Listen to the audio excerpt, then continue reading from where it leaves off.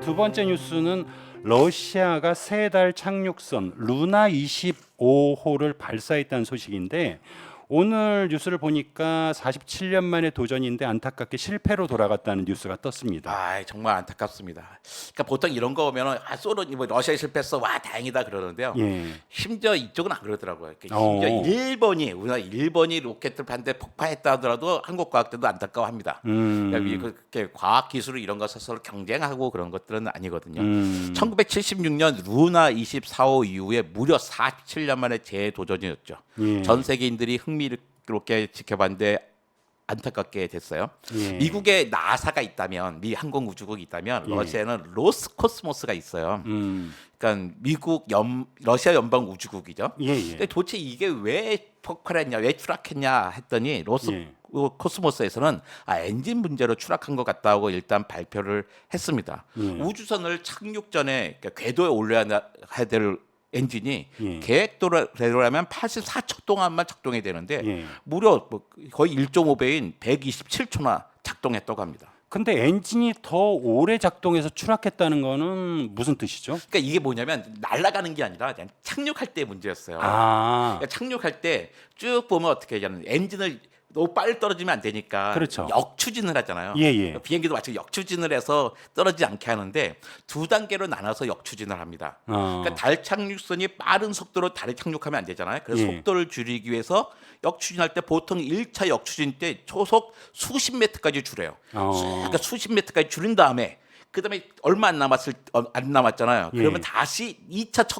역추진을 하면서 초속 1.7m까지 줄이는 거예요. 그러니까 1초에 2m 정도 떨어진 정도까지 줄여서 사뿐하게 앉아야 되는 거죠. 그렇죠. 그런데 1차 역추진 시간이 너무 길었던 거예요. 아. 그러니까 요만큼 줄이고 그다음부터 더 천천히 줄이는데 이만큼을 줄이다 보니까 2차 역추진을 하기도 전에 빵에 부딪혀버린 거죠. 아, 그렇군요.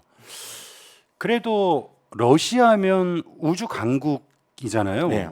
근데 이해하기 힘든 실수 같아요. 그 초수가 굉장히 크게 차이가 나네요, 오차가. 그렇죠. 이제 과학자들은 이러더라고요. 우주 강국 러시아가 너무 오랫동안 달 착륙 실험을 하지 않았기 때문에 예. 감을 잃은 것 같다라고 하더라고요. 실제로 이번 실패에 대해서 러시아 우주국인 로스코스모스의 대표 역시 1960년대, 1970년대에 축적했던 러시아의 그 소중한 경험이 한 50년간, 거의 50년간 그 프로그램이 중단되다 보니까 그 경험이 사라져버렸다. 그래서 우리는 초보와 마찬가지였다라고 고백을 하더라고요. 아. 1957년 세계 최초로 인공위성을 쐈던 것도 러시아잖아요. 네. 그 좀 이번 그 실패 때문에 좀 체면을 구긴 셈이네요. 실패해서 체면을 구긴 게 사실이죠. 하지만 새 출발의 신호로 봐야겠죠. 루나 1호도 실패했었습니다. 예. 이번에 루나 27호였잖아요. 예. 예. 25. 25. 예. 25년 1호도 실패했고요. 4호, 5호, 6호, 7호, 8호 다 실패했어요. 예. 2호와 3호는 뭐 땅에 닿는 건 아니고 거기 뭘 부딪히게 하는 거 돌고 이런 거였고요. 9호가 돼서야 달 표면에 착륙하는 데 성공했습니다. 그리고 또 루나 15호와 아폴로 11호가 동시에 추진되고 있었어요. 근데 아폴로 11호가 성공하기 몇 시간 전에 루나 15호가 또 달에 추락한 적도 있었습니다.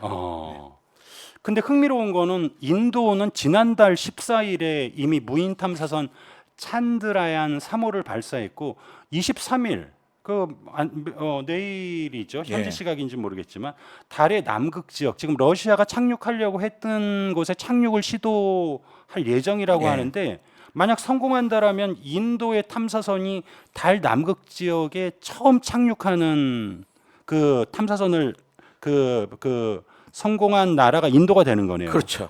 그러니까 지금까지 달에 남극은 아니지만 어쨌든 달에 착륙선을 보낸 나라는 미국, 소련, 중국이었어요. 예. 세 나라였는데 어쨌든 인도는 네 번째 나라가 될 가능성이 큽니다. 사실 인도가 뭐 달에 착륙선을 보낸다는 게 뭐 터무니없는 일은 아니에요. 예. 인도는 이미 예. 화성에도 탐사선을 보낸 나라입니다. 어. 이거 우습게 보면 안 되는 거죠. 이때가 2014년이에요. 거의 10년 전이잖아요. 그렇죠. 그러니까 발사 첫 시도에 발사 첫 시도에 탐사선을 화성 궤도에 진입시킨 첫 번째 나라입니다. 와. 딴 나라는 몇 번 실패가 있었거든요. 망갈리안이라고 하는 탐사선이었는데요. 예. 인도가 그 당시에 망갈리안을 발사하는데 사용한 비용이 780억 원에 불과했습니다. 780억 원. 같은 해 미국에서 그래비티라고 하는 SF 영화가 개봉됐었거든요. 예, 봤습니다. 예, 정말 멋진 영화였죠. 예. 근데 그때 제작비가 1,400억 원이었어요. 그러니까 두 배네요. 그렇죠. 영화 제작비의 반값으로 인도에 탐사선을 보낸 거예요. 대단하네요. 네. 그래서 달에 착륙하지 않고 또 인도는 또 2008년에도 달 탐사선 찬드라얀 1호를 띄운 적도 있어요. 달에 착륙하지는 않았지만 돌면서 많은 정보를 얻었는데 이때 달에 물과 얼음이 있다는 사실을 처음 밝혀냈습니다. 우리 지금 알고 있거든요. 달에 물도 있고 얼음도 있다는 예, 걸. 예. 그걸 밝힌 사람들이 원래 인도인 거예요. 그 2019년에 찬드라얀 2호를 발사했지만 남극 부근에 착륙한 데 실패했었어요. 저는 최근에 러시아는 실패했지만 내일 인도가 좋은 소식을 보내주길 바랍니다. 아, 그렇죠. 뭐 IT뿐만이 아니라 이제 우주과학 기술에서도 엄청난 강국이네요. 네. 달의 남극 지금 이제 러시아에선 실패했고 인도는 내일이나 모레쯤면 착륙에 성공하는지 여부가 밝혀질 텐데 거기에 착륙하려고 했던 달의 남극 그게 어떤 곳이고 탐사선이 그곳에 착륙에 성공하면 어떤 의미 성과를 갖고 올 수 있는 건가요? 그러니까 인도 탐사선 찬드라얀 1호가 남극에 물과 얼음이 있다는 걸 밝혔잖아요. 예, 예. 이때부터 남극에 주목하고 있는 거예요. 예. 그러니까 물에 도대체 거기에 얼마나 있고 그 얼음이 얼마나 있냐. 그러면 예. 만약에 그 얼음을 갖다 거기다 왜 남극에다가 달 남극에다 기지를 건설한다면 우주인들이 사용할 수 있을 것인가를 판단하고 싶은 거예요. 그러니까 달 남극 탐사에 성공하고 거기에 유인 기지를 건설할 수 있다면 뭐 화성 같은 다른 행성을 가기가 되게 유리해요. 지구를 작으니까 떠나기가 쉽거든요. 거점 삼을 수 있다는 그렇죠. 거죠. 헬륨3 같은 또 에너지 자원 확보에도 유리한 고지를 차지할 수 있기 때문에 우주 강국들이 관심을 갖고 있는 겁니다. 예. 중국도 내년에는 달 남극 탐사선을 발사할 예정이고 예. 2025년에는 미국은 아예 우주 비행사들을 그 달 남극에 보낼 계획입니다. 아, 그러니까 무인이 아니라 유인으로 유인으로 하겠다는 거죠.